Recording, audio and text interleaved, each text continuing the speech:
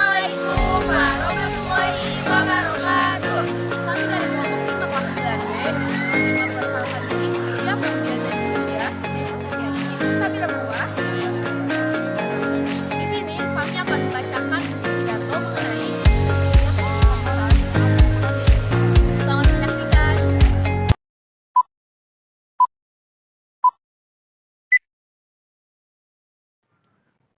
Assalamualaikum warahmatullahi wabarakatuh.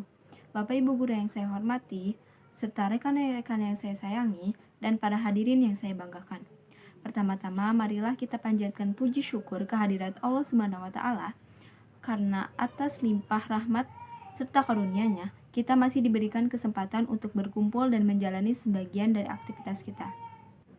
Pada kesempatan kali ini, izinkan kami menyampaikan sebuah pidato mengenai pentingnya pendidikan moral di tengah gempuran media sosial. Saudara-saudari sekalian, kita semua tentu sepakat bahwa kini media sosial telah menjadi bagian dari kehidupan sehari-hari. Bukan hanya sebagai alat komunikasi, tetapi juga sebagai sarana hiburan, informasi, bahkan edukasi. Namun, di balik manfaatnya, media sosial juga membawa tantangan yang besar terhadap moral di generasi muda. Perlu saudara-saudari ketahui, saat ini bangsa kita sedang menghadapi krisis moral, terutama di kalangan anak muda yang sebagian besar waktunya dihabiskan untuk berselancar di media sosial. Hal ini diperkuat oleh penelitian dari perusahaan Microsoft dalam survei Digital Civility Index yang meneliti tingkat kesopanan warganet dari 32 negara. Hasilnya, Indonesia menempati posisi ke-29, yang artinya tingkat etika dan sopan santun di media sosial tergolong rendah. Lebih dari itu, Kompas melaporkan bahwa pada tahun 2022 terjadi berbagai kasus degradasi moral di Indonesia. Mulai dari 47% kasus hoaks dan penipuan, 27% ujaran kebencian, hingga 13% diskriminasi baik di media sosial maupun dunia nyata. Fenomena ini tentu sangat memprihatinkan dan menjadi tanda bahaya bagi generasi penerus bangsa. Hadirin yang saya hormati, krisis moral ini bukan hanya soal kata-kata kasar atau berita bohong di media sosial. Lebih dalam lagi, ini mencerminkan hilangnya nilai-nilai luhur seperti kejujuran, rasa hormat, dan empati. Kita menyaksikan maraknya tindakan bullying, ujaran kebencian, dan bahkan pencurian data pribadi yang digunakan untuk menipu. Banyak dari kita mungkin menganggap hal ini biasa saja, namun jika dibiarkan akan menjadi bom waktu yang merusak generasi kita di masa depan. Untuk itu, peran pendidikan moral menjadi sangat penting. Peran pendidikan moral bukan hanya tanggung jawab sekolah, tetapi juga keluarga dan masyarakat. Orang tua harus hadir dalam mendampingi anak-anaknya menggunakan media sosial.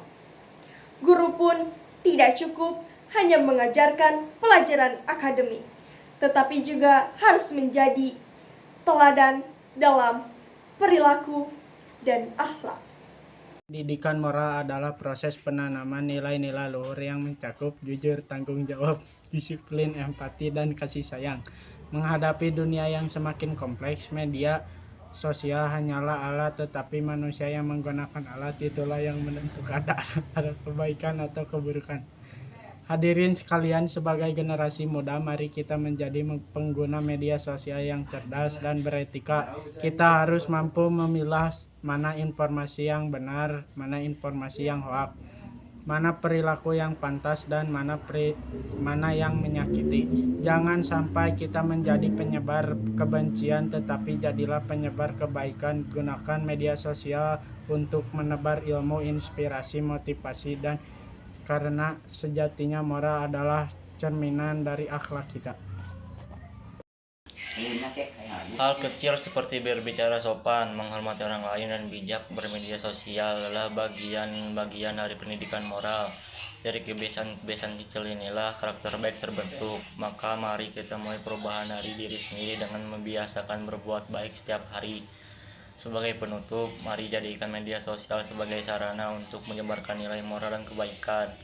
Jadilah generasi muda yang tidak hanya cerdas secara teknologi, tapi juga kuat dalam akhlak. Dengan begitu, kita ikut membangun bangsa yang berkarakter dan bermartabat. Mari kita jadikan pendidikan moral sebagai fondasi utama dalam membentuk generasi muda. Kita tidak ingin menjadi bangsa yang pintar secara teknologi, tapi miskin akhlak. Kita ingin menjadi bangsa yang maju secara ilmu dan unggul secara moral.